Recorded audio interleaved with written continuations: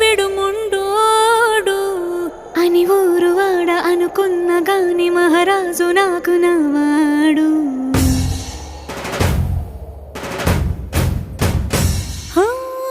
మాట పెడుసైనా మనసులో వెన్న రాయిలా ఉన్నవాడిలోన దేవుడెవరికి తెలుసును నాకన్నా.